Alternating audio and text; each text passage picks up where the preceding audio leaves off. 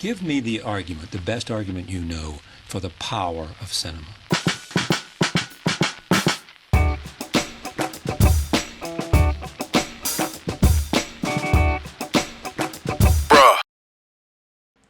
What's up, everybody? Welcome to Peliculas with the Bros. My name is Adrian. My name is Ivan. And Peliculas with the Bros is a show, a podcast, a movie. You can take it however you want. But basically, it's a spot where me and my little brother, Ivan, we talk about movies, current movies, old movies, new movies.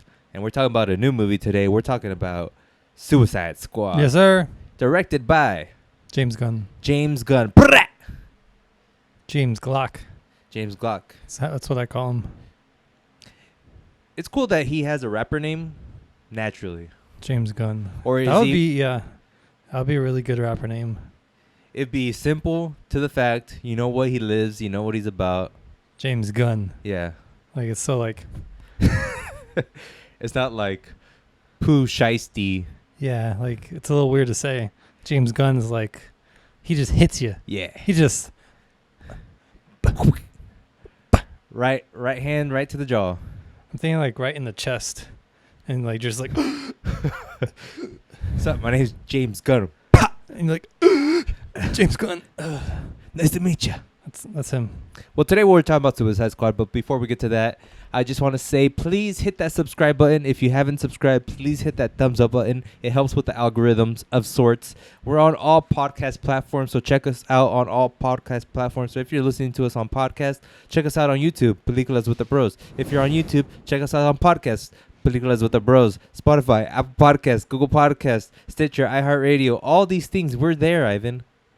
People just need to look for us. Mm-hmm. And we would appreciate if you look for us. We upload videos every week. We upload podcasts every week. Trying to upload more videos. We'll see how that goes. But for now, thank you for our fans. We move along to this movie, Evan. Suicide Squad. The Suicide Squad. Yes. Not to be confused with Suicide Squad. This movie is written and directed by James Gunn, Ivan. Yeah. He's a guy that we know and will love. The premise of this film: a group of elite and not so elite anti-heroes / inmates are sent by intelligent officer Amanda Walker to a South American nation called Corto Maltese or Corto Maltese. Their mission is to destroy a laboratory called Jotunheim. Successfully accomplishing this mission will give the heroes lighter sentences. Sounds easy enough, doesn't it, Ivan? With a humongous, illustrious cast, we have Margot Robbie as Harley Quinn, Idris Elba as Robert DeBoy, or Bloodsport, John Cena as Christopher Smith / the Peacemaker, Joel Kinnaman as Rick Flag, personal favorite there, Sylvester Stallone as the voice of Nanawe, King Shark. What a great cast. Viola Davis as Amanda Walker. David Dastmalchian? David Dastmalchian as Abner Krill, Polka Dot Man. Mm-hmm. He's going to get a lot of fan favoritism as we go on. We have Daniela Melchior as Cleo Kazao. Some of these names are just like... Made up. Yeah. Like, are they just making me say these names to make me look stupid? James Gunn's probably laughing watching this right now. James Gunn, you damn fool. Like, you done it again. Like, these idiots. She also plays Ratcatcher number 2. Peter Capaldi as Gaius Greaves. That's a good name. Easy to say. He plays the Thinker. Taiki Waititi. That's the kind of thing I'm talking about. Like, why do I have to say these things? I don't know. Taiki Waititi as Ratcatcher. Taiki Waititi, we know him as the director of great films as Never heard of him. Thor Ragnarok. Oh, Yeah. Michael Rooker as Brian Derlin / Savant. Pete Davidson's in this movie, Evan. yes. All those Pete Davidson fangirls out there are going to love this movie. He plays Blackguard. Nathan Fillion. All the Serenity fans out there are going to love this movie. He plays TDK. James Gunn little brother Sean Gunn's in this movie. Ivan, all the Sean Gunn fans. He's playing Weasel. Fulo Borg as Javelin and Mei Ling. How do you pronounce a last name that is NG? No. Nah. Ne? No. No? That's And well, what's the letter after the G? that's it. NG. Hmm. Mm. Hmm. Okay. Mei Ling as Mongol. Ivan, let's talk about this movie. Okay. But first, let's talk about the backstory, actually. Okay. DC is a disaster show. For now. Ivan's going to be the Kevin Feige of DC one day, Yep. so watch out. They've been meaning to make a sequel of Suicide Squad since before they even released Suicide Squad. They're like, we're going to make a sequel no matter what. Suicide Squad comes out. It's bonanza money-wise. It's The Suicide Squad. no, the regular one. Oh. Suicide Squad is a bonanza money-wise. A critically panned movie on the other hand, though. Yeah. Everyone sort of hates it. Everyone shits on it. It's a poop show. It's a poop McGee, you know? Yep. It sort of reminds me of the same scenario that Alice in Wonderland was in. Where it makes ability, Mm-hmm. but everyone's like, this movie looks pretty, but it's a horrible movie. I don't remember that. You remember that? Well, that is a thing. So they DC starts looking for a new director immediately after. They're looking for a guy to replace Dave Ayers, who I don't even know why he was directing it in the first place, but it's not for me to decide yet, or maybe Ivan's one day. They're on the search for a director. The biggest name that I have here is Mel Gibson as like their favorite person to direct it, which is kind of weird. There's a bunch of other directors, too many to list here. There's a guy named Gavin O'Connor. He made The Accountant and the movie called The Way Back. He was supposed to actually direct this movie, but he dropped out. Mm. For them to even pick this guy, it's like they are obviously in a horrible situation. Mm-hmm. Like, no one wants to take on this property. If you're getting a guy that makes The Accountant, I don't know what to tell you, man. Anyways, it's July 2018 now. Fast forward. James Gunn gets fired by Disney for some jokes he made on Twitter regarding the Holocaust, pedophilia, rape. Cancel culture attacks again. James Gunn, 0. Cancel culture, 1. DC are the ultimate vultures, though. They're like, we'll take the scraps, Disney. We got confidence in this guy, as they should. But what do, Ivan? Hey, James Gunn, can you make us a Superman movie? Did you know that? Is that about the kid one? What? The kid one, or they No. originally got him Originally, they Okay. wanted him to make a Superman movie, and he was like, I'm not too sure about that. Right. But can you imagine the kind of situation DC is in, where they're like, we'll take anyone, like we'll take your second grade director, Disney, and we'll give him Superman, even if he was the first grade director. Like, James Gunn is a great director. I shouldn't say that, Yeah. but he's not. I wouldn't think of him as the guy to make Superman. I think they were smart to snap him up, because they were smart to snap him up. I don't think they realized, I don't know if they knew the cancel culture would just die off and he'd be okay again, but maybe they were just straight up vultures and didn't care that he had all this controversy. They just wanted a good director. But it's kind of random for Superman to be their first choice. They just want to have the hit movie. Yes. The poster boy sort of thing. Right. It shows you how desperate they are, because they immediately go to him like, okay, take Superman. Yeah. That's like a top tier quality franchise that you're just giving to this guy. And he probably could make it. Yeah. But it just shows you that their first instinct is to give their hottest ticket to him. It's pretty amazing. Yep. Anyways, James Gunn's like, no, I don't think so. I don't think that I can really pull that off. And they're like, okay, you can pick anything. What do you want? I want Suicide Squad. Just the fact that they also said you can pick anything. It's like, God, these guys. That's like a dream right there. It is. It's. But you would think there's only a few people that DC would say that to.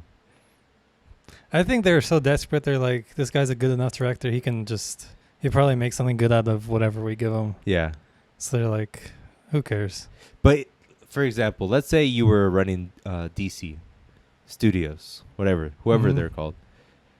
Would you give a James Gunn level director a Superman level movie? If he wanted it, then yes, for James Gunn. But I wouldn't offer it. Yeah. But if he's like, I want Superman, I trust him. Yeah, that's true. Because I still think the best Superman movie that's never been created is going to be written by Aaron Sorkin. Shut your mouth. And it's going to be... I changed my mind about like what its main thesis is. Or main like character development. I think the movie should be more about the side characters, and then Superman just shows up here and there. That's like a show then. It's kind of like a show, but it's a movie. He'll make it a movie. It's Jimmy Olsen. It's You just Lois want Lane. like a newsroom sort of HBO series, and then Superman drops in. He drops in because like you can't really build a movie around Superman. It's incredibly hard. And then like when he comes in, it's just for like the fancy godlike scenes. Nah. Oh, it's coming, baby. Nah. When you run the DC, Huh. think about me. I won't. Okay. Anyways, so DC hires him. He picks Suicide Squad. The day after DC hires him, Disney hires him back. Isn't Disney? Doesn't that just show you the stupidity of what is the current cancel culture climate? Like they obviously felt like they were forced to drop him, and then DC hired him, and they're like, okay, they took a risk, we can take it a risk too, because it's not like they're gonna bring down both Disney I think and it was just DC. like a lack of critical thinking from some executive. Like they didn't. Like, yeah, he's getting canceled, but like take another minute to think: is it gonna last? Like they just see getting canceled, like, oh, that's it. Guess we got to drop him, but they don't try to see if like he'll die off. Yeah, And it obviously did. yeah. Hmm. I was just watching the Mad Men episode when, is it Teddy? Who? Teddy's not the account man. He's like the creative. Teddy Brumson? He's with Peggy. He's like best friends with Peggy. Man, you made me forget his name. I don't think it's Teddy. It's not Teddy. I think it is Teddy. Is he like where she calls him old fashioned? Yeah, he's always chewing. He's always eating. He pees himself? Yeah, it's Teddy. Okay. Anyways, I was watching the episode where he peed himself. Freddy! I was close. God. I was watching the episode with where Freddy peed himself, and Roger Sterling's like, we're gonna have to let him go. And they're like, why? It's like, it's just business. Like we have to. Like Yeah. we can't have that here. Yeah. And that's sort of what Disney did Yeah. to 1,000th degree, because it was in public. Yeah. I like to just intermingle Mad Men whenever I can. Mm-hmm. So he is hired back by Disney, whatever, and he has Suicide Squad now. And DC says, you can do whatever you want with Suicide Squad, but please, can you keep Harley? And he's like, okay, I'll keep Harley. Oh. Harley, can we talk about Harley Quinn for a second? Sure. Have you seen Birds of Prey? Barely. What's people's fascination with Harley Quinn? Strong female character. Uh-huh. Interesting, funny. Yeah. I don't know. It's very hot topic-y. She gives me like that, like the vibe of you have a look that's extremely popular, but you don't have any character. I think that's more like Suicide Squad's fault. The first one, Uh-huh. because that one was super hot topic-y. Yeah. But she kind of had the character down. Besides like bad dialogue, but she had like the energy of That's true. Yeah. Harley. And we're talking about Margot Robbie, by the way. Yeah. Uh-huh. But I mean, I barely remember her in Birds of Prey. But I think the whole thing was that she's like now her own entity instead of Joker's girlfriend. Yep. So that was like that breakthrough. And then this one, she wasn't really hot topic-y. She was like wearing a dress for like most of it. Yep. And then after that, I don't even remember, but it wasn't like She didn't have that quintessential red and blue hair that made her like sort of this iconoclastic character. Because she was like the original one looks way different, but Yeah. it's like the same accent, but same energy. Yep. Just different look. And still completely white caked makeup, Yeah. which is odd. So DC says, please keep Harley. He says, okay. And then he says, I will only make this movie if I can make it rated R. Hmm. And they're like, okay. Hmm. And I think that's a smart choice. Because that's something he can't do with Disney. And we'll talk about Disney and this a little bit later on. He starts writing a bunch of stories, not so much screenplays, but he has a bunch of stories. DC likes all of them. He goes with a story that is based primarily on the 1980s run of the Suicide Squad comic book. He likes it because they use like the worst supervillains versus like the top tier. Yeah. He also decides to add some new characters and keep some old characters. The ones that he keeps, like we said earlier, Harley, he keeps Rick Flag, Bloodshot, Boomerang. New characters come in, Anawe, King Shark, replacing Killer Croc, which is good because Killer Croc was... He's ugly. I don't even want to say what he was. Polka Dot Man, a good addition. Peacemaker, which is amazing. Batista was going to play Peacemaker, by the way, but he had scheduling conflicts. What would this movie be with Batista? He's kind of playing the same character. Exactly. John Cena, it was a better choice. I like how he was like white. Yeah. The whiteness of Cena, the all-Americanness yeah. of Cena is perfect for this character. Yeah. At least for this iteration. Maybe he was a little bit different with Batista, but Yeah. and we have the rat catcher number 2, and I like her. She's like the heart of the movie. We'll talk about what we thought about this movie right after this quick commercial break. Ivan, where did you watch this movie? At home. Damn right. HBO? Mm-hmm. It's funny because I was going to rewatch the movie, and I saw that it was like halfway in on my HBO Max account, like continue watching. And I told myself, I never watched... Oh, Ivan's... Oh, it wasn't you then. It was my friend. Never mind. It was my friend watching. Either that or it was Hans. I don't know. My brother. Okay. Or our brother, I should say. They don't My have brother. like separate accounts? I think it's still...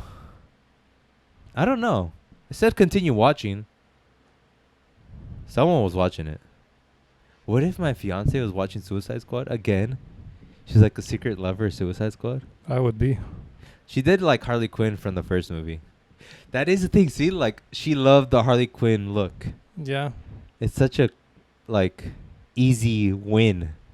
It's a good look. It's a nice character. Yeah. Different.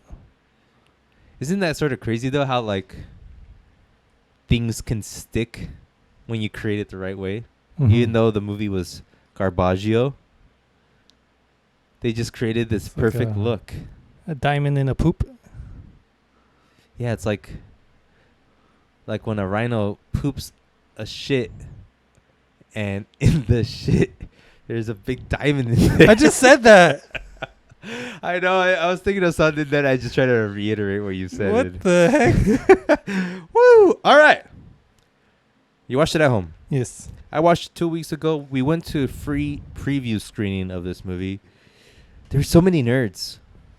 Expected. It was crazy. I didn't think that there was gonna be that many people. Then I heard that there was gonna be. Then when I got there, everyone was in cosplay, and I'm like, "What did I sign up Jeez. for?" That's And- funny. And everyone was chit chatting about Comic-Con and like nerdy stuff, and I'm like, "What am I doing here?" But then my fiance was like, "You're supposed to be here. You're a nerd too." Ooh. So it's like, yeah, it's like, whoa, things just opened up in my brain.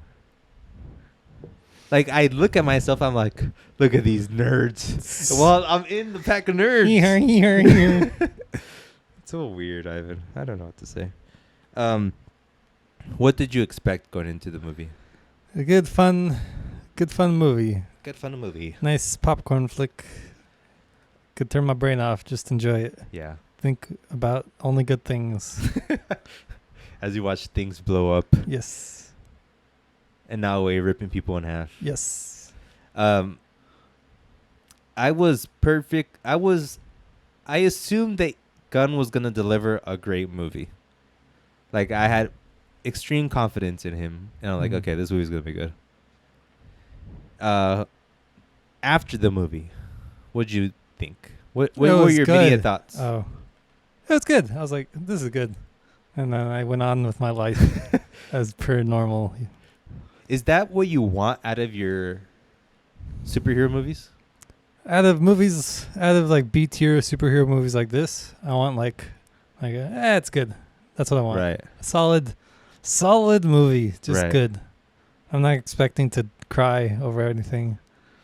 Were you expecting also some kind of melding with the DC universe? Like, is this going to be where you're like, oh, I can't wait for the end part? What is it? And credits, post credits scene. It's called the Stinger. The Stinger. Ugh, I I'm not know. gonna call it that. Oh, you're gonna call it the Stinger, baby. No. Okay. Were you excited for the Stinger? Not anymore. Like, I just watch it because it's like tradition more than anything. Yeah. But not like this is it. Right. Like, only time I cared is when it was like phase 2 of Marvel. Right. Now it's like, We're cutting it close, baby. yeah, like I'm just there to be there.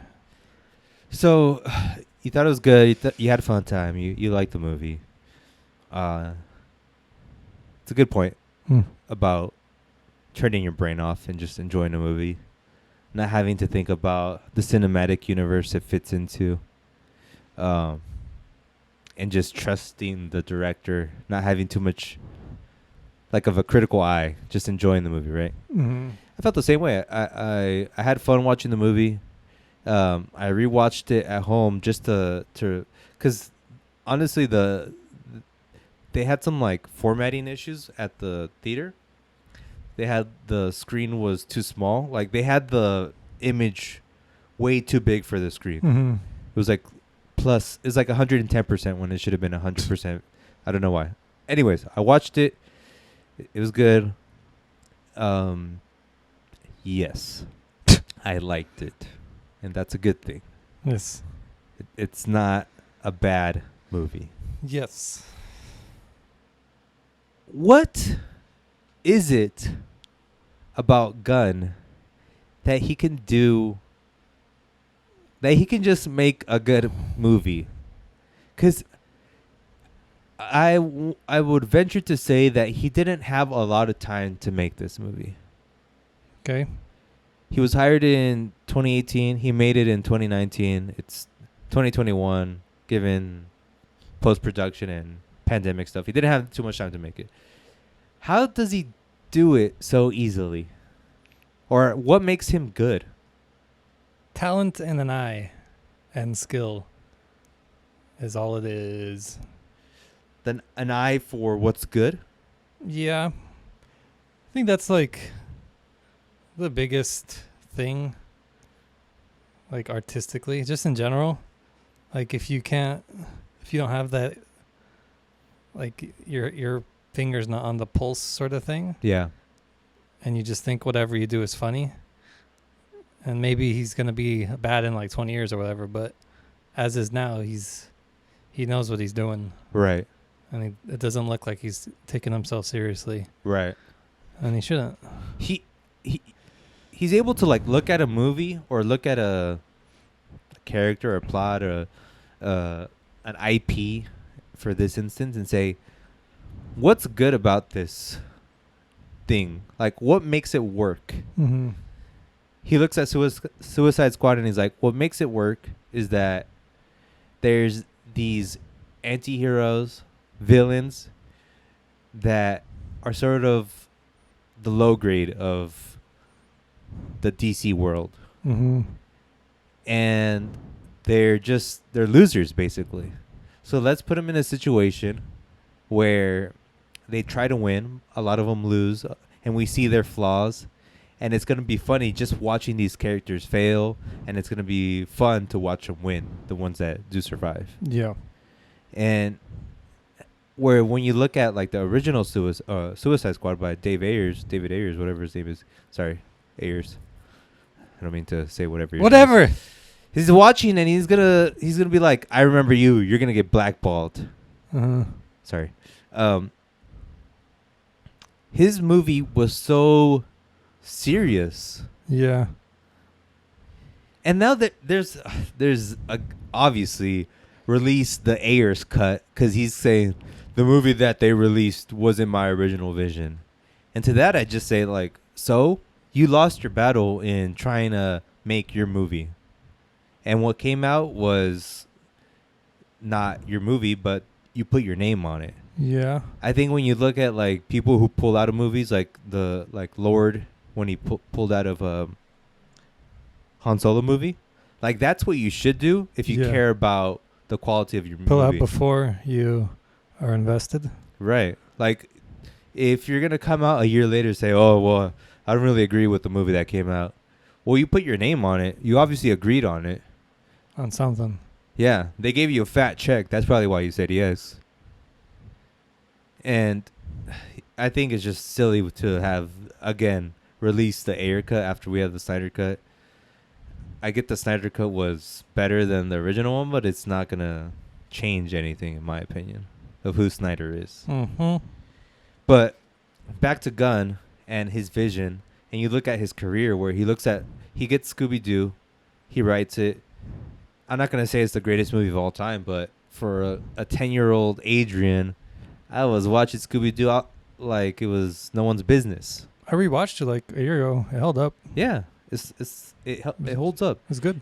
And then Guardians of the Galaxy, it's sort of like the same idea as Suicide Squad in the sense of like we have these guys who don't really get enough attention.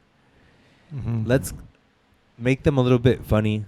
Let's throw in some music. Let's loosen things up, and let's have a fun time. And he does that, and he can execute on that idea. Yes. I was listening to an interview with Rick Rubin. You know who that is? Yeah. You like how I said that? Like, no. looking down on you? Yeah. No. Rick Rubin, executive director for many albums, most notably for me and Ivan, Yeezus. Mm. And the guy, what's his name? Mark Maron, interviewer, asked him, what's your process in making and producing an album? He says, I look at the artist's best work, in my opinion, and I say, can we make a sequel off of that? Like, can we continue off of that? Sounds kind of easy. Sounds easy? I feel like he lucked onto his position with this impossibly intricate formula that he created. Well, his whole formula is like minimalistic. Right. Like I take someone, I break them down into like what makes them good and span upon them off of that. And I think that's what, in a way, James Gunn is doing. He looks at a property, he breaks it down to its simple form, and he grabs like the best idea. And the best idea is like what makes it work for him. And it does. And he executes it on it. It must have been easy too for Gunn to make this movie compared to a Guardians of the Galaxy because of the box he didn't have to fit in. he didn't have to make a cinematic Universal movie. Mm. He didn't have to make it PG-13, and he could have done whatever he wanted. I wonder what kind of... We've talked about putting ourselves in boxes creatively, and if that would like mess up your work, sometimes it makes you a better artist because you have to think out of the box. But what do you think about this movie where he doesn't have to fit into anything? He can do whatever he wants. Do you think that is good for him? Or you think he should be in a box? In this case, yes. Because the box they would have given him is a bad box. How so? With the last DC movies or previous, really only the good one is Joker, and that's like unrelated. So you can't really look at that. Everything else is kind of too serious. Yep.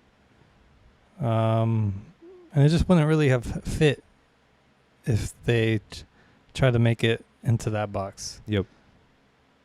And I think like if you don't have a box but you're like kind of humble about it, about what you do, then I think you're good.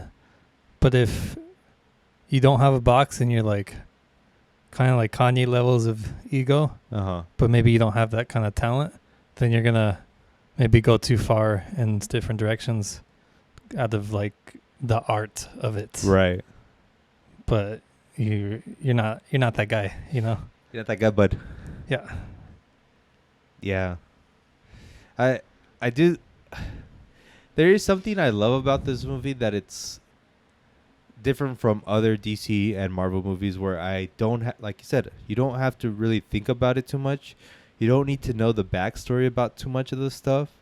You don't need to watch 10 Marvel movies to understand what's going on in this one.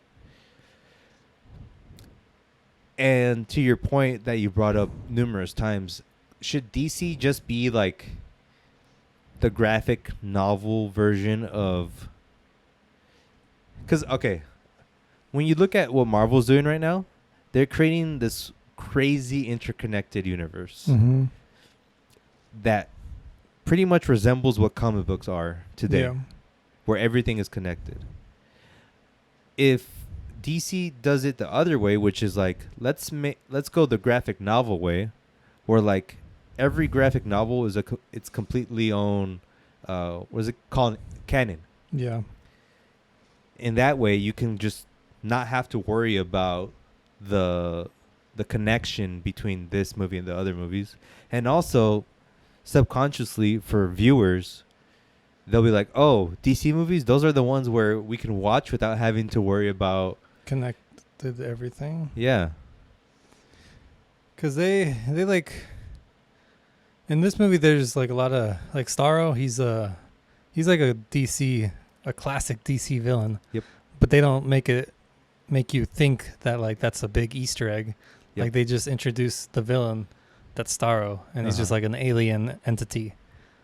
But for like the comic book fans, you're like Starro. For the normal people, you're like villain, and that's really how it should be. Right. It doesn't need a huge introduction or its history lesson or whatever. And same with like all the squad members, like just introduce them like the character, but not its history, I guess. Yeah, the backstory. Yeah. Just make it. Yeah. And then who they are will be shown throughout the movie. And that's it. We don't need to see Bruce Wayne's parents getting shot again.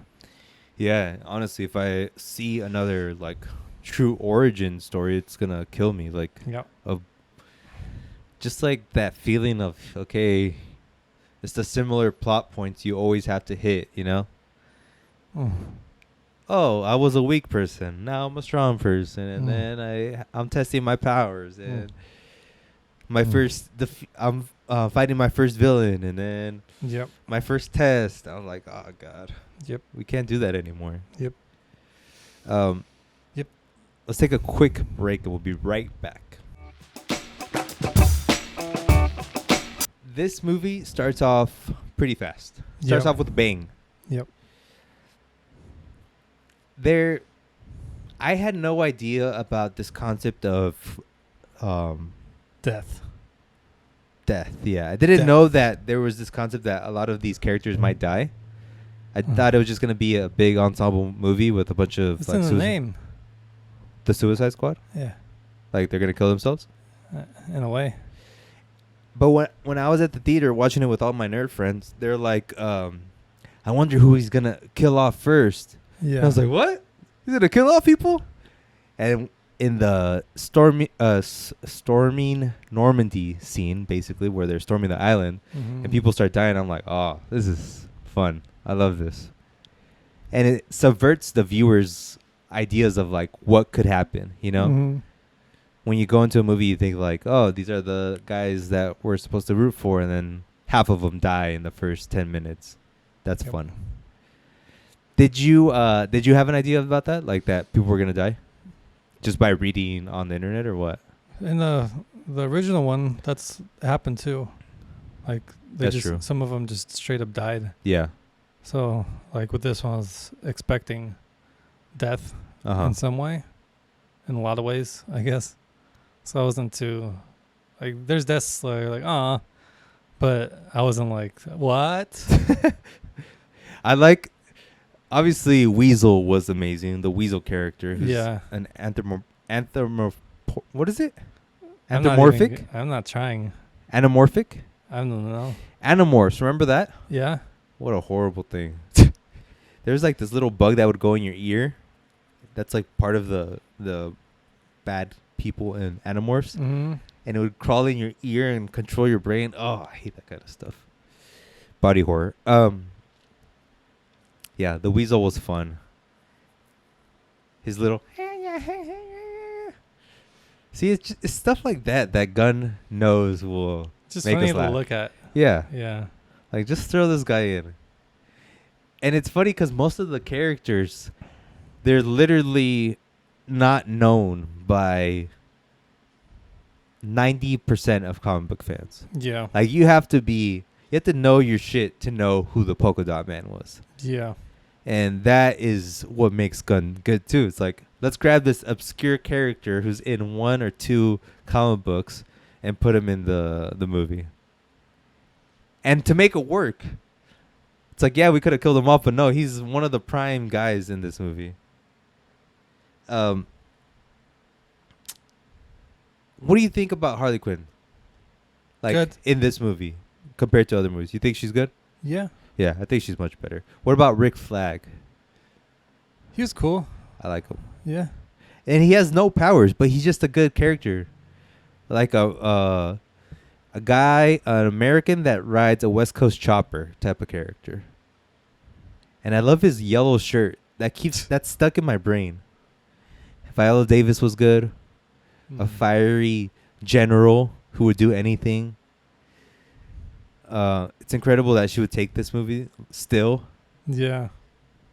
She must have, I don't know. I mean, she was good in the first one. Like, She was, yeah. As that character. Yep. And she probably knew, like, she nailed it.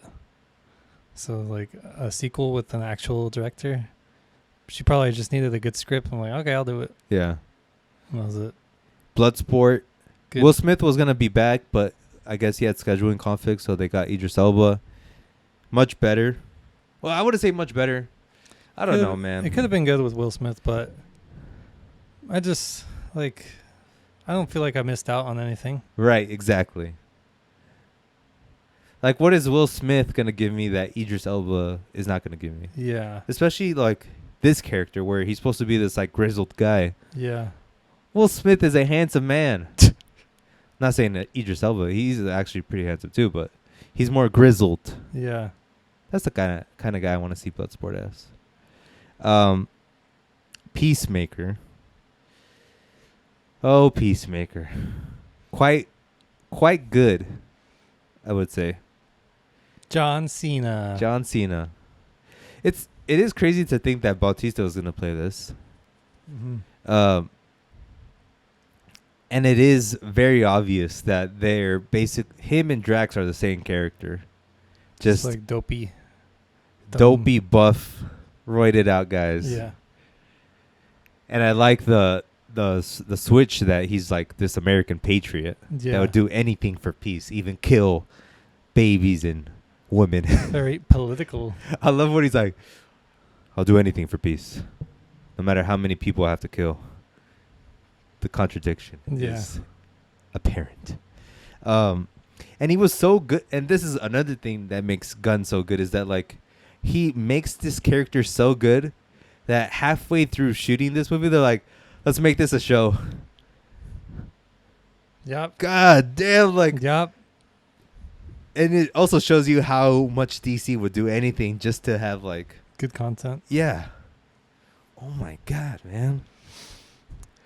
I'm telling you, like, the content or the bones are there to make like the good building that is DC There's a universe. lot of food in the fridge. Yeah, but nobody is eating it.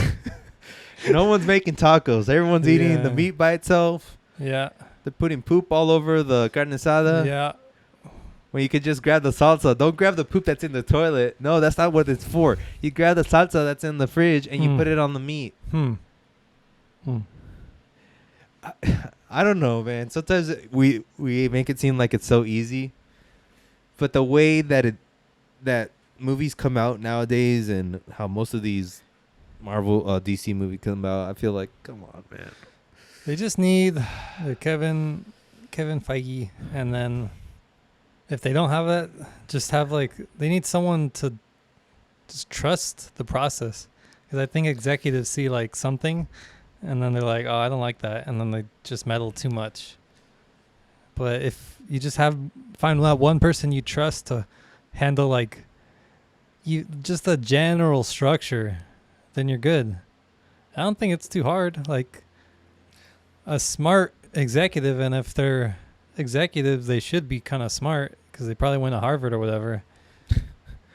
Whatever Like, that school is. Judge a guy's character and see that he's like he knows his DC stuff.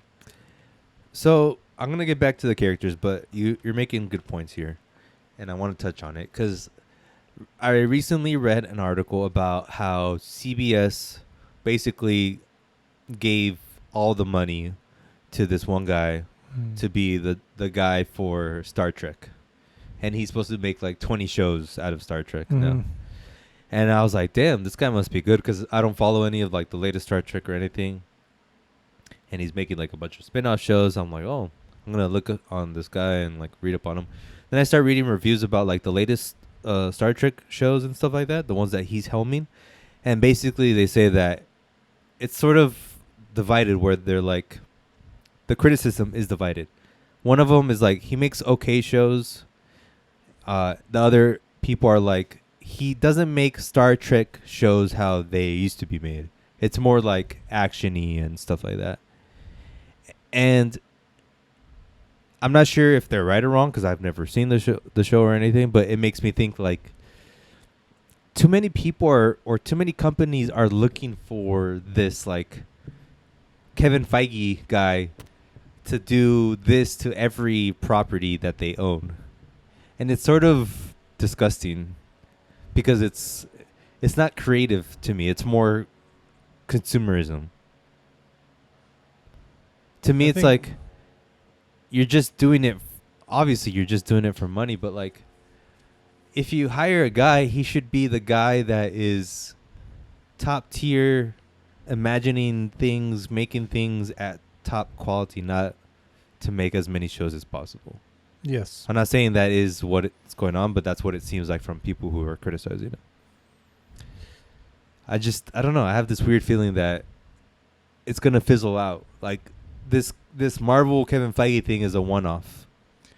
I mean, even Marvel's kind of trying to get away from that with Loki's sort of multiverse thing. Because if everything's canon, then you don't really need some guy like watching over everything. You just need a good director to make the show or the movie.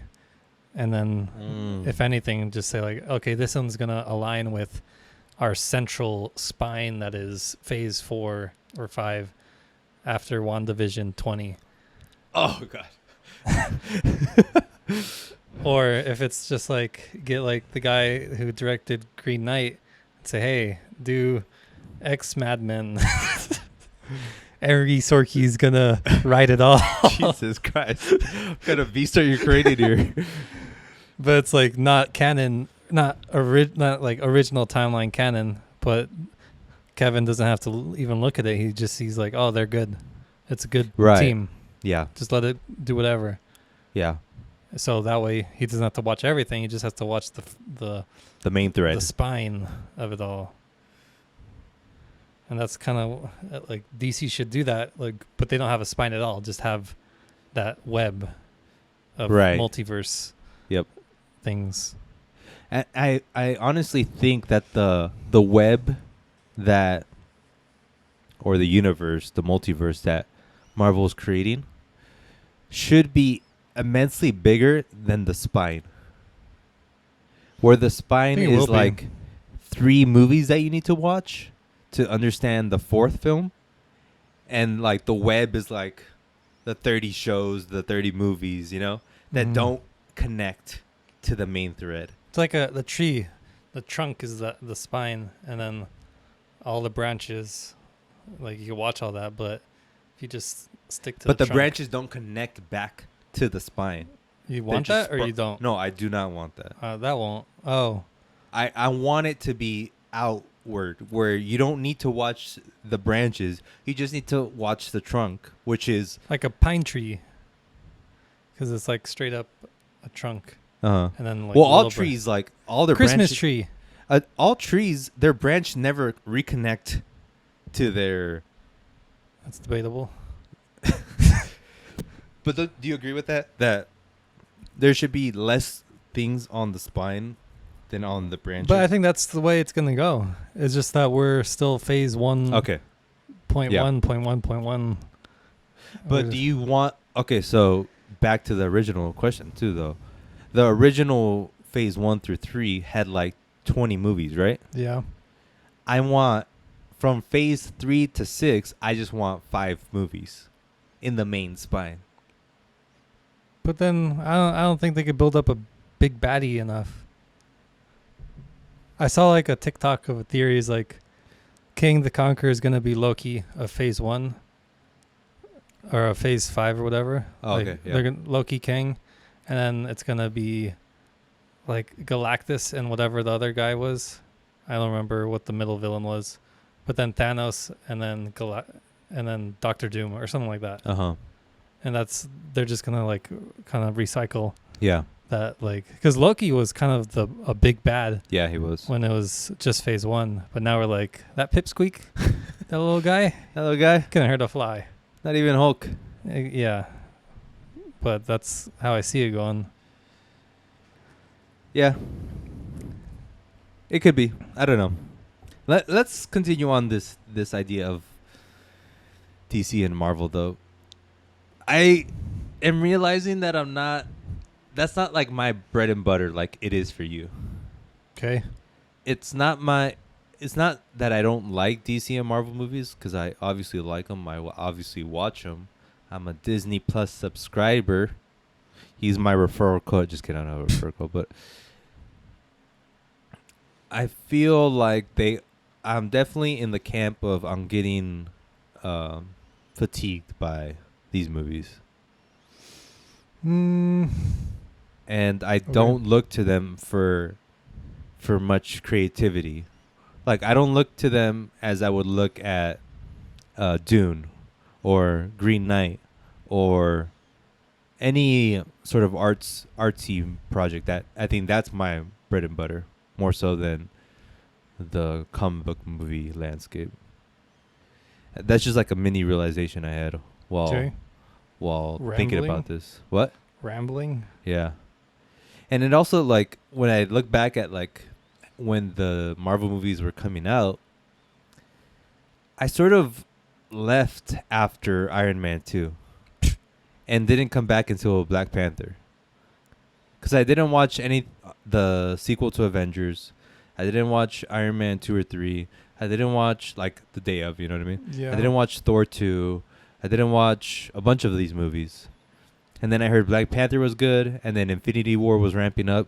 So that's when I got back in because it was ramping up. Fake fan. Fake fan. I am, honestly. I mean, I kind of felt it was kind of that middle portion of Marvel movies was like, eh. But I was in for the ride, so because I wanted to see where it was going. I was more excited for how it was all going to end because Thanos was teased at Avengers. So I was like, I'm ready. I want to see when this guy gets his movie or whatever. But I think that's sort of like a trap you fell into. It's a trap I walked into happily. And I think it's a trap most people fell into. Yeah. And didn't wake up until like, oh, there's going to be another set of superhero movies. I Because mean, you sort of fall into this routine of like, okay, another movie, DC movie come out, another Marvel movie came out, let's go watch it. Like, do we really need to watch it? Is it even worth watching? yes. I wish it was that easy. Well, for like, I guess it could be a trap, but it's also like the first of its kind. So you're kind of witnessing this new entity being born. Yeah. That's never been done. So in that way, I could kind of forgive like the mediocrity of it. Yeah. And by then, it wasn't mediocre. It was just like you finally see this family you grew up with. That's true. Finish. And you're like, 10 years, I'm finally here, sort of thing. So, I mean, I don't know how I'll feel in the next 10 years when it's like Galactus and Avengers 27.5. But for DC, like, that's a blank canvas of like a million stories that they haven't even like scratched the surface of. Yeah. That I think are better than Marvel's stories. And you could be like Joker tier, but also like it could be Joker tier deep, even no matter like what you think about Joker. Like it's like themes are a little darker and deeper than I would say any Marvel movie, even if it's like a Taxi Driver ripoff. Right. But I think a lot of DC stories are closer to that than Marvel movies or Marvel stories. But isn't it just like the choice of the writer director at that point? Because Daredevil in the 1980s was an extremely dark comic book. Mm-hmm. But you don't know that. We do now. What do you mean? The Marvel series. Sure. Yeah. But I guess what I'm saying is like you look at you look at DC and you think these guys make darker stories. Not even just overall. I think just like better made. I think it's just harder to adapt Marvel because I don't think the stories are as well made. Like just generally. But see, that's the thing. Like anyone can come in and say like, I'm gonna make Ant-Man the best movie, as long as they can make the best movie.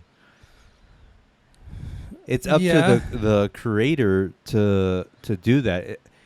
But I don't think Ant-Man is ever gonna be as deep as like a Batman. Like Batman has like all his trauma and issues and all that, and he has his villains who like perfectly complete him. Like Ant-Man, he's just like a scientist who is a superhero for fun, I would think. But that's just the story that you've known so far. What if? But then at that point, they're just completely rewriting all these characters that Marvel didn't write well, and it's back to. But isn't that what's always happened though? Like if you look at the comic book history, Batman was like a geek in the 60s, and then in the 80s he was this hard-nosed criminal because they rewrote him. Yeah. So what if they do that for Ant-Man? He was. I mean, I guess, but in 2020 they're gonna 40 years late. Well, Ant-Man isn't. It's not gonna happen, but. And honestly, it's not gonna happen for any Marvel movie because it's Disney owned. Yeah. But my case against your case is that at the end of the day, you have the ability to reinterpret a character. But the super mega nerd fans aren't going to like an Ant-Man that isn't like just Ant-Man that isn't true to what the comic book Ant-Man was. Hmm. So if they give him like this super weird, both his parents were shot in front of his face backstory, they're gonna be like, what the heck is this garbage? Right. I agree with that. And I guess you could ignore them to a point, but are you gonna rewrite like all Marvel characters? Because Right. like, what Marvel characters? Like, I like Iron Man's kind of origin because he was like super rich, and then he was down on his luck, Right. and then he knew pain finally. So that's like a good character. Uh-huh. Captain America too. He's like the scrawny kid. So is your thought like which character? I'm just saying there's more consistent DC characters with super good backstories than Marvel, and that would be easier to write a story for. Gotcha. I'm not the biggest comic book expert, but I would say that you're pretty much right. Yes. Yes.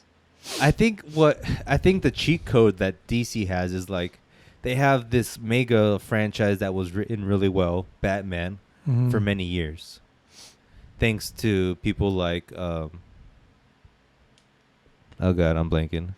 Well, thanks to Alan, is it Alan Moore? Grant Morrison? Grant Morrison, but Alan Moore did it too. I'm thinking I'm so stupid. Frank Miller. Oh. Frank Miller's The Dark Knight. Yeah. And like that, it just gave him like, even though it was one graphic novel. Like, okay, so this is my point. Whoa. There's the main comic book Batman Yeah. canon, right? Yeah. And then Frank Miller's like, I'm going to make my own graphic novel Batman, and it's called The Dark Knight. So that wasn't even canon. That wasn't even part of the same canon. Mm-hmm. And he was able to reinterpret it and make it his own. So my argument is like, you can do that with any character. But your point is like true that like you can't just do that to random Marvel characters because the fans will get upset, and it's not true to life of what actually happened from comic book canon, not just the same character. But I don't know. I think at that point it's like, okay, who cares? We'll just make a good movie that, even though it's not canon, But I think it's comic too book late. fans are gonna love it. It's too late for Marvel to even do anything crazy. Like now, they're known for being pretty true to the comics. Yeah. So if they do anything crazy, it would have to be like multiverse something, and even then, it would be like an adaptation of some multiverse comic, and it would be true to that multiverse comic. Mm-hmm. Whereas DC, I think, is a little more lenient, Right. because it has like so many different types of Batmans and different types of Supermans and different types of everything. Like Green Lantern, you can make a channel off of all the Don't talk to all me the about Green Lantern Lantern. corpse. I'm still pity. Still have a pity party in my head for that. Let's continue on with the movie, Evan. Shall we? Shall we? We talked about Peacemaker. Anawe is another great character. Yes. He's Groot, right? Yeah, I guess. Cute, deadly, hilarious, Stupid. stupid. I love that he Dopey. cast a famous actor to voice him, just like how he did Vin Diesel and Groot. Yeah. Now you have Sylvester Stallone and Anawe. Yep. Great choice, James Gunn. Great choice. Polka Dot Man. Again, a guy that had super obscure character, and he just rises from the ashes in this movie. He's hilarious. He's depressed. He has a mom complex. Just great character development overall. He really knows like his characters and how to build them up. All these characters like were way better built than Zack Snyder like ever did with 4 superheroes or 5 or whatever it was. That's crazy, isn't it? And these characters are nobodies. Yep. And I cared way more about Polka Dot Man than anyone in Zack Snyder's movie. But Zack Snyder makes better looking movies. I think the get out of jail free pass, I think that's a bad name for it, but the thing that Gunn has that Snyder can't do is that he can make a comedy out of his movies. Like if he was given Justice League, he'd be told, "Don't make it a comedy. Like don't make it that funny. Don't be too funny. Don't be too funny, right?" Yeah. And I think that's sort of where you get pigeonholed, where you have to write this serious kind of movie. Yeah. But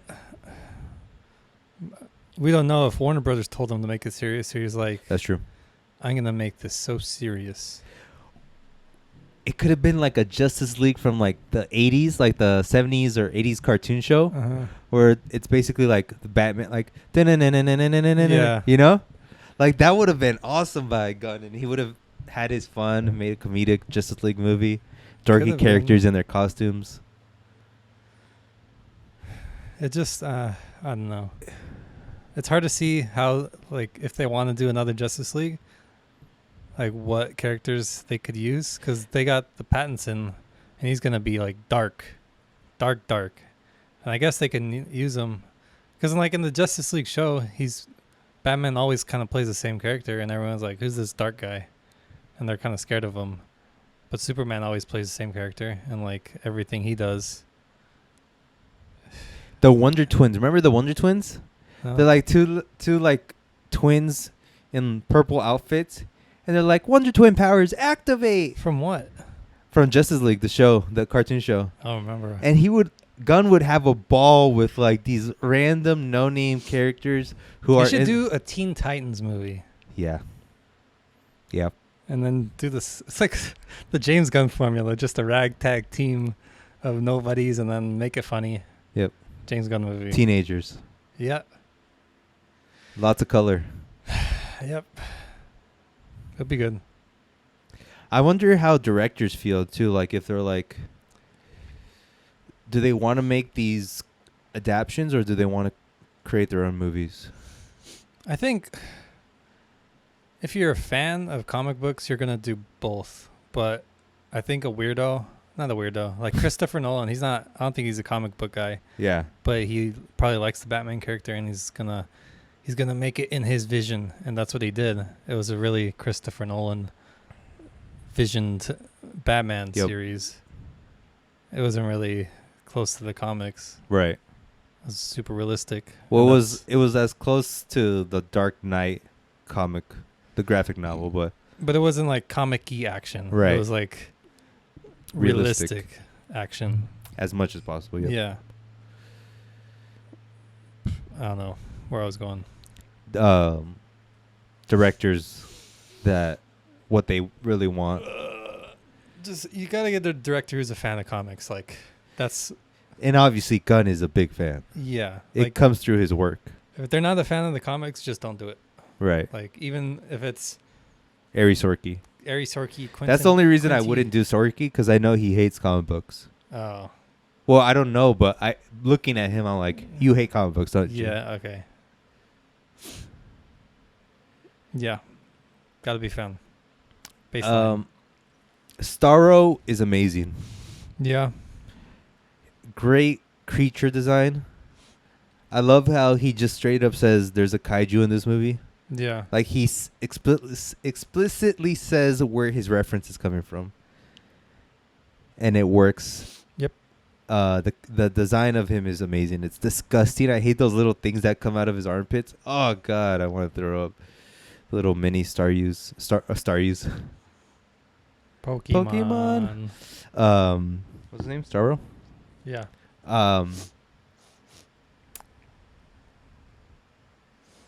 Yeah, we'll talk about that in the best scenes. This movie, Ivan, is technically not a financial success. We don't know that. It made less than 40 million in the box office. I'm telling, like, box office doesn't matter anymore. They probably HBO makes so much more money. Just, I don't know how they would do the math, but they just make more money just making these movies and then getting more and more customers or keeping customers than having like that box office profit. That's true, because like there's the idea of like the way you really make money is by having people pay monthly. Yeah. No matter what it is. Yeah. Like you don't want to just have someone give you $100 one time. You want someone to give you $10 for the rest of your life. Yeah. And you're right. I think that is a good indicator of And why movie they're tickets doing are it. like $10. HBO is like $10. I don't know. Like, It is important to note that right after the weekly numbers came out for this movie, Warner Brothers said that they're going to release all their movies first at AMC for 45 days and then release it on HBO. I think that's the rule. But it was interesting because it's like, did they do that because they saw what happened with Suicide Squad? Was this... they should do like a week or 2 weeks. 45 days feels like a lot. Yeah. I definitely think it should be first in the movie theaters. Yeah. And then... But then you run the risk, like you said, like you need to have a subscriber. How do you incentivize this subscriber? It's only here on HBO Max. Yeah. It's complicated. The business of it all. I think I don't think it's complicated, but I also think it doesn't have to be. Just make the movies and then get the subscription money, and that's it. Like, don't worry about anything else. Like, the money will come with that. If you're making the good movies and you have the subscription, like, you're good. I think they just want that big jackpot profit, $100 million. Like, that looks way nicer than $10 a month from 10,000 people. Yeah. Even though that's the same. It's not the same, but like same-ish. After this, I'm going to run some numbers. I'm going to look at how many subscribers HBO has and just like multiply that and see, just so I can get an idea for myself how that... Because what would be profitable? Like 500,000? No, like 200,000. Right? Subscribers? No, dollars. Or million. 200 million. Yeah. For this movie? Yeah. Yeah, 200 million. Like, that sounds nice. So what's that divided by 10? 20 million? divided by 10 is 2. So it'd be 200. Okay. 200 divided by 10 would be like 2 million, right? 2 what? million is 10. No, 10. 2 million times 10 is 20. So 200, 20 million. 20 million? You need times 20 10? million subscribers to... Justify? Yep. So if they have 20 million a month, they don't have 20 million. I think they do. I think they have at least 10. 10 million a month? 100 million a month? But you have to take into account how many people are leaving, how many are free. I don't care. Okay. But still, like 100 million a month? Like $1 billion a year? Like, average? Right? Like, But it what can't if- be violently off. Like, But what about something like Avengers, where it makes 2 billion? I think One those movie- are one movie makes 2 billion. Rarities, though. Like, that's not... I don't think that's going to happen anymore. But just, you know how many movies made $1 billion in 2019? Like But that was even before, Venom made $1 billion. Corona. But for them, they're like, okay, if this makes $1 billion, how are we gonna make $1 billion here in a month? But I'm sure they got like a huge bump in subscribers from Corona, where it's like it offsets that $1 billion miss. Ivan, it's time for the award season. Best scenes. I like when they were killing the rebels. The very beginning. Oh, okay, yeah. Yeah. So this scene is when Rick Flag gets basically saved from the troop army, Mm-hmm. and he gets saved by some rebels. He's staying with them, but the squad thinks that he's being held prisoner. Yeah. So they go in and they start killing all of the rebels, not knowing that they're actually good guys. Yeah. Great scene. Because it shows all their powers, and like it's exactly what I wanted to see. And the hilarious banter between Yeah. Peacemaker and or what is it? Bloodsport. Yeah. I always want to say Overlord for some reason. Okay. I don't know why. Yeah, and we get to see Polka Dot Fan's first powers. Yep. It's like, oh, that's what he does. That's pretty Yep. cool. I like the beginning scene too, when the squad reaches the island and they're all getting killed, murked. Yeah. I love when that girl jumps on the helicopter, like, ah! just screaming bloody murder. And then TDK, detachable kid. And then he's like, so stupid. Oh, so dumb. And when he was getting shot in the arms, Yeah. he's like on the floor. The rat dude drowning. Drowning. It was just funny to see him like. It was like he's so good at making horrible things funny. Yeah. He's good. Savant running away like, ah! His head gets blown off. It was gory. Boomerang getting splinters, huge splinters into his body, then getting chopped up by a helicopter blade. I thought he was gonna live with the splinter. I was like, how? But I was like, how is he gonna live?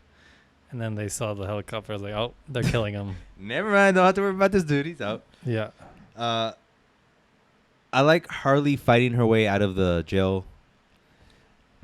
I think that's one of the things I really love of like using color. Because like the movie starts off pretty drab, like the color Yeah. scheme. Brown, a lot of browns in the dark, you know.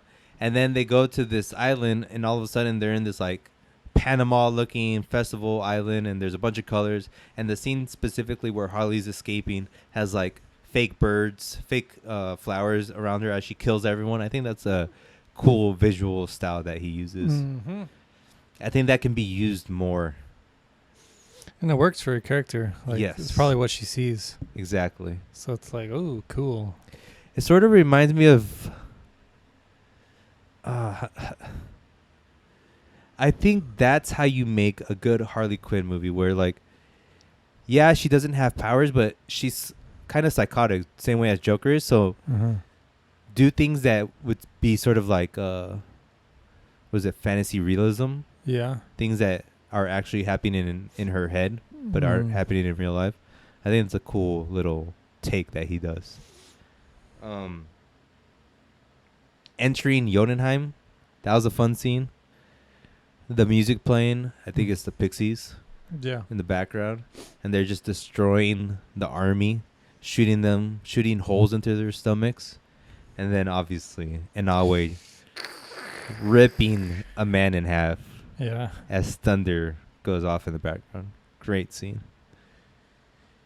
And then lastly, I think this is my favorite scene, the finale when it's Starro versus Suicide Squad.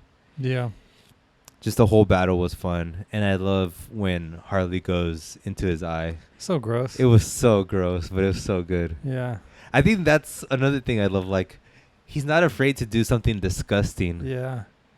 And then when she's like coming out of the eyeball, she's on like the jelly part of his eye. I'm like, oh, get out of there! And all the rats just like swimming through, yeah, biting out. You're like, oh god. Ugh.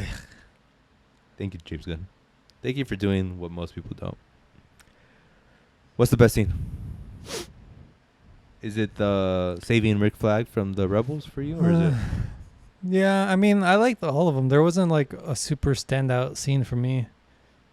I mean, I liked watching King Shark be himself. Yeah, Just like dopey around, you know. But it was pretty consistent overall. it was. Great set pieces throughout the movie. Yeah, That's what makes it hard to choose that. Like, everything was really good. yeah. Who won this movie, Ivan? Any Hmm. particular character for you? I think Ratcatcher too. She was good. I think she held it together. Yep.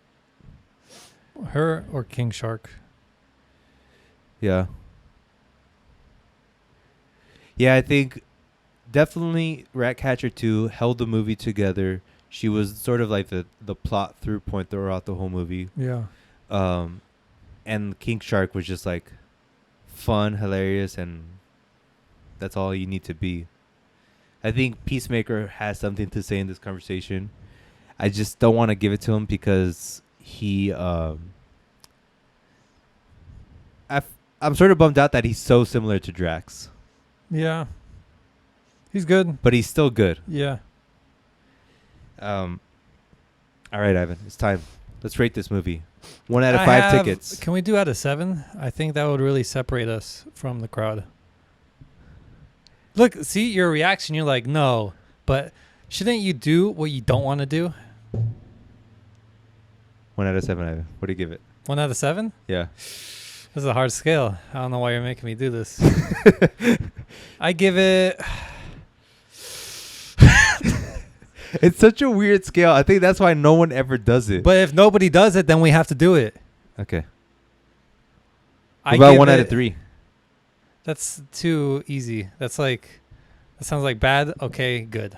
Okay, go. Out of 7's like you have to do a lot of math in your head. I give it. It's uncomfortable. Because now you're just equating it. Okay, I give it an 8, so that means I give it a 4. Times and then 10 times 7 times 3, and it's a. I'm not doing that. I give it a 5.5 out of 7. Damn. Oh god, this is so weird. All right, 5.5 out of 7. It's definitely not a 1, 2, or a 3. Yeah, It's definitely not a 4. It's definitely not a 7. yeah. It's definitely not a 6.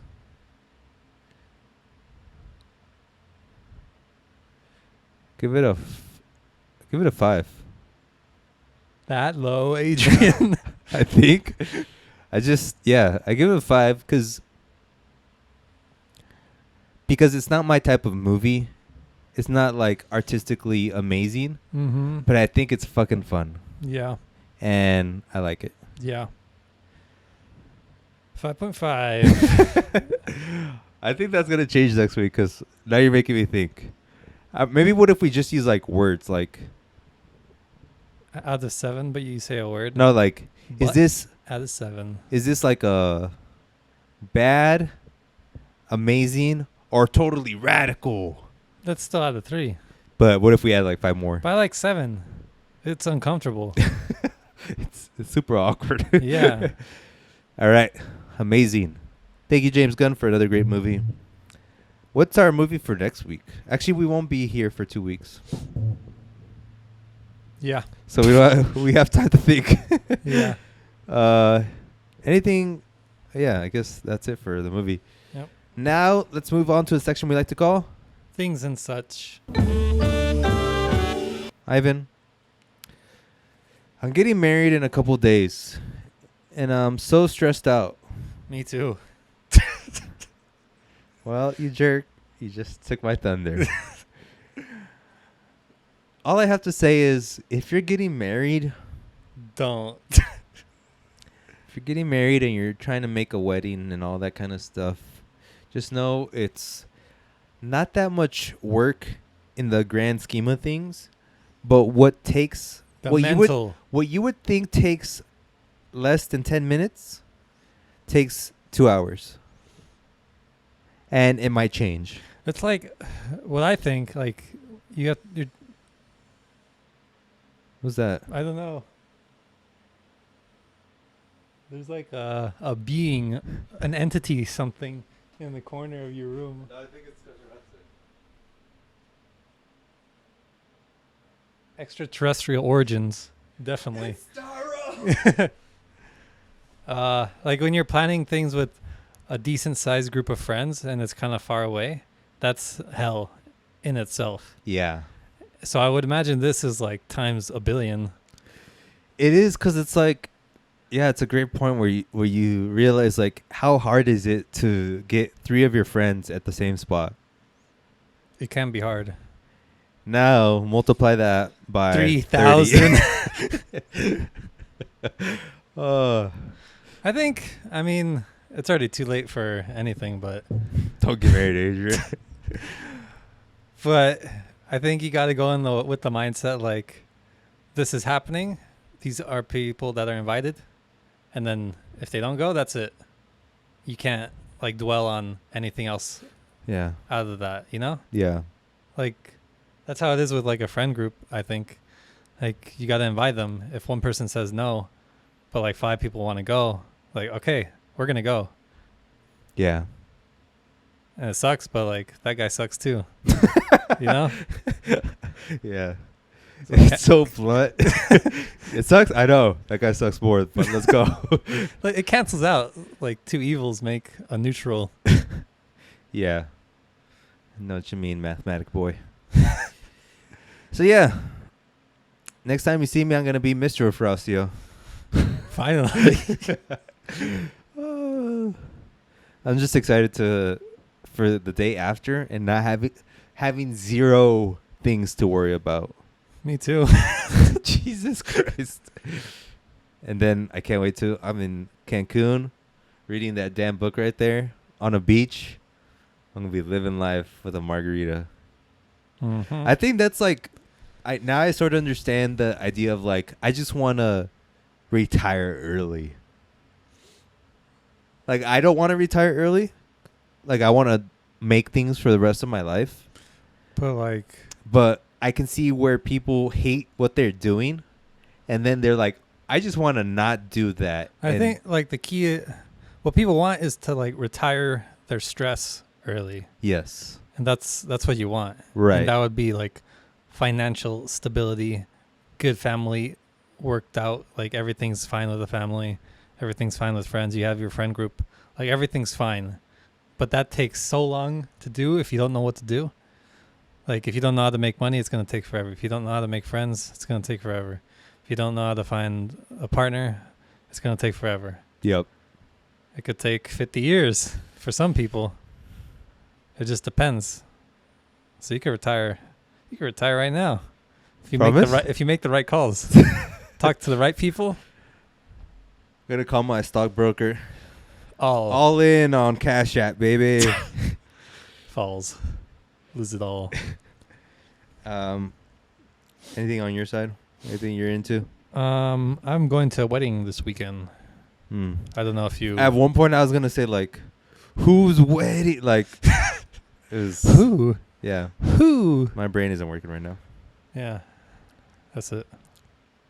TV, movies, music. No. Kanye. Shut up. He just made the best album of his life in 2 weeks. What do you have to say about that, nerd? Naysayer. I will say that album doesn't exist yet. You didn't listen to it? What do you mean? It's not out. The live album that he made. No one wants to hear that. Everyone heard that. Did you listen to it? Yeah, it was great. Dare I say amazing. Can you go to a song and listen to it? What do you mean? Like, can you like play back that one song? Or do you have to skip and find it? I mean, people cut it up, but no, you can't. Trash. Yeah, in a way, it is trash. But look, the first listening Yeah, see. The first listening party was like a bad album. He's like, I'm not about making bad albums. 2 weeks pass. He reinvents that album into a great album. In your opinion? No. 2 weeks. Not even like, even if it's not a great album, it's a good album. In 2 weeks. Adrian, it's not even an exaggeration. It's at worst a good album in 2 weeks for Kanye. And the Kanye good album's like every other artist's best album ever. You know that. You know that. Okay. Feel attacked. And he's still working on it. So imagine like... Yeah, he's still working on it, Ivan. He promised this album 3 weeks in a row, and I don't have an album. But look... I'll wait until I get my album, and then I'll make my critique. Look at this perspective.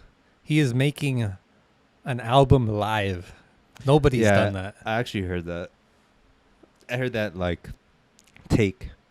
And I poop on it. Ooh! No, I actually think that's cool. But there is...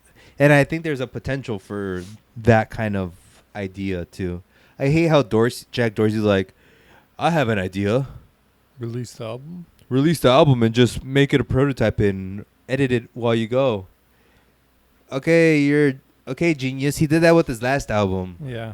Or 2 albums ago, whatever. Yeah. Anyways, I think artists should do that. It's a new way to make it. Like, but only someone like Kanye could do it right now. Like, I don't think Jack Harlow's gonna hold a stadium or even like a mini live show and make a good album. It's what comedians do, though. Oh, like work on their stuff and then the next time it's like just the good stuff. They go to they go to comedy rooms. Yeah. They try out 15 minutes. They edit. They come back. They go to a different one. Edit, come back. Edit, come back. And then when they do their special, that's 2 years at least of filtered material that they worked on. What if Kanye's like, I'm going to do little tiny shows. Mm-hmm. The problem is Kanye can't do that. So let's just take a everyday guy like that really cares about his art. That's the thing. Like, to actually do what comedians do as a musician, it's hard because some of the songs don't work, or some of the... Because a lot of songwriters or artists take like months for one song. And like, I don't think like a J. Cole can do that, because he's not very spontaneous with what he does. Like, I think Kanye he poops out a song in a day, but like, he doesn't think too hard. And I think that's the key. Like, he has the taste, he knows what sounds good, and he doesn't think too hard about what he has to make. Right. Whereas like J. Cole or whoever, they probably stew on a song for like a month and like work on it, tweak it in tiny bits. Maybe a month's too long, but longer than what Kanye would do, because he pooped out 24 songs in 2 weeks. That's unhealthy. That's constipation or diarrhea. It's all like the thing where the live stream where he's like, Kanye is really going to sleep in the live stream. Like, this man's crazy. Yeah. Not in crazy as in like he's mentally crazy. Like, it's just he's crazy for trying that. It's so odd. He's like, all right, night night everyone. And during the show, did you see like his setup? He was like, he had a bed, like some weights. Oh yeah. And like he's like in the show. Oh really? And then sometimes he was like reading a book while a song was playing. Not actually reading it, but it was like a weird little live performance. Yeah. It's so weird, but like a good weird. Well, I think that's what art is, right? Yeah. Like, that's what most artists should be trying, but instead we get Lil Baby making... Don't you use his name in vain. Now you love him because he made a song with The Weeknd and Kanye? Yes. Good point. You could say DaBaby. He is out of the realm now. I just think that with any art, you got to try to do things differently. You got to be fun with it. You got to be experimental. What's the point if you want to be a cool guy? It's like I heard this great thing, this great podcast. It's actually a basketball podcast where they were saying the difference between two type of players. His name is Ben Simmons. The other guy is Giannis. Mm-hmm. Giannis just won the championship with the Bucks. And they're like, do you know what's the difference between these two people? Giannis isn't scared to airball when he shoots free throws. Simmons, he doesn't want to shoot a three because if he misses, he's going to feel like he isn't cool. Right. Simmons is just worried about how he looks. Giannis wants to win. Yep. I get you. And that's everything. Yeah. Like, Giannis is going to win in life because he airballs in front of millions of people. Yeah. Simmons is going to lose in life because he wants to be cool. He's losing life with millions of dollars. But I know what you mean. It's just he's going to lose because he wants to be cool. Yeah. It's like so opposite of what you would think, but it's true. That's like, but like what other artist, what artist does that? No like, one. Kanye is like the biggest example of like, he's not afraid to airball. But is there any other artist who like somewhat has that? If I were more in tuned, I would be able to say something. You old man. I would say there's something that's happening like on Instagram now where like artists go live stream and like show what they're working on. Mm-hmm. But even that's too like polished for me. Even, I mean, like rap is, I think, a lot more image now than... Yeah, way more than before. And Kanye has both. He has not exactly rap, but the art and the image. Yeah. And I think that's because he airballs everything, but he always makes it. Yeah. Like, I'm just thinking of all the rappers now. I mean, I don't even know. I don't know them, but it seems like they care more about image than anything. Like, they're definitely not doing it as an art expression, most of them. Right. More as, There's like, there's money. obviously the subset of rappers, the underground or whatever you call them. Uh-huh. My mind immediately thinks of like Earl, but you can even say someone like I think Earl's like he's looking. He wants to look like he doesn't care, and that in itself is an image thing. But that's so meta because then you can say that about anything. But I don't think Kanye does it. Like Kanye's just 'Cause he- disgustingly himself, and it just Yeah. makes the image. Okay, well, I think Tyler is a good example of a great artist Who doesn't care? who doesn't care, Yes, I agree. but who's also really trying to make art. Yes. But there's few, man. There's so few. And even, I mean, Tyler's good. I mean, yeah, he's good. I was going to say he's good, but he's not that good. But he's good. It's just my He's taste. good. Yeah, it just comes out to taste. Like I just re-listened to his album. I'm just so stupid when it comes to music now. Like I think you're pretty dumb too when it comes to music. But if I knew more about music, I could critique you, but I can't. So I'm kind of stupid too. But I just saw something. They're like, do you know Igor and Call Me If You Get Lost are related? Like they're one continued story. And I just read up on it like really quickly. I'm like, okay, I'm obviously stupid, and there's much more that I'm missing.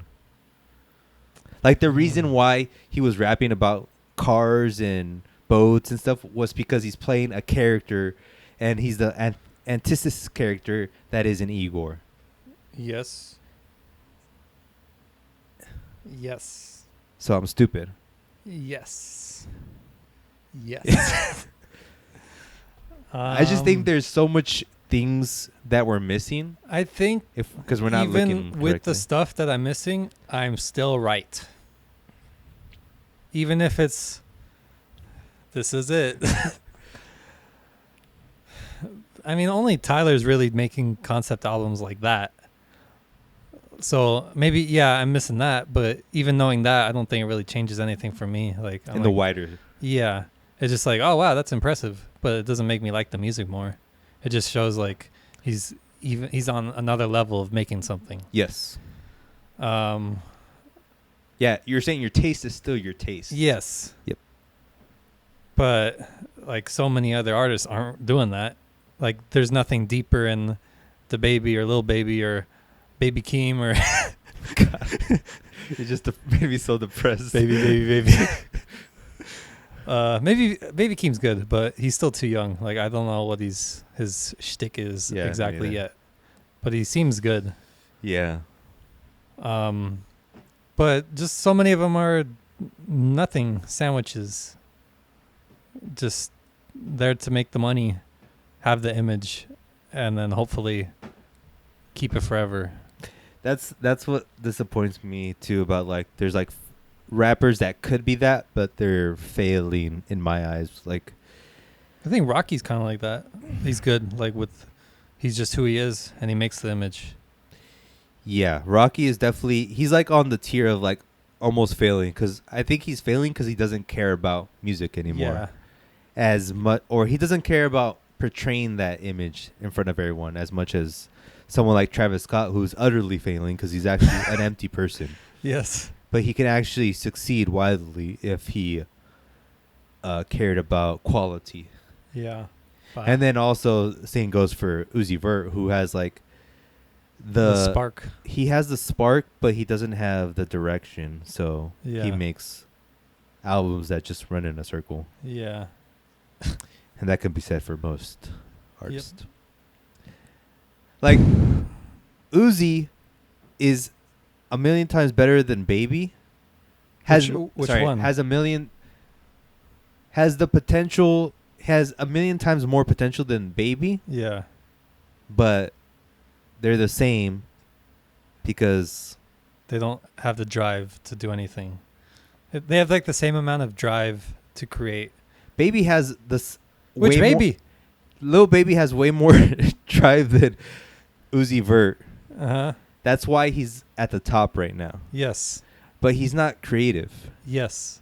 Uzi Vert's creative, Yes. but he has no drive. Yes. Yes. And with that, we call this a podcast. Yes, we do. We'll be back in 2 weeks. Anything else? No. We'll be back in 2 weeks, 3 weeks. I don't know. But we'll be back coming hard, coming heavy. We appreciate all of you. Thank you for listening. Peliculas with the Bros. We'll be back next week. We love you. Peace out. Bye.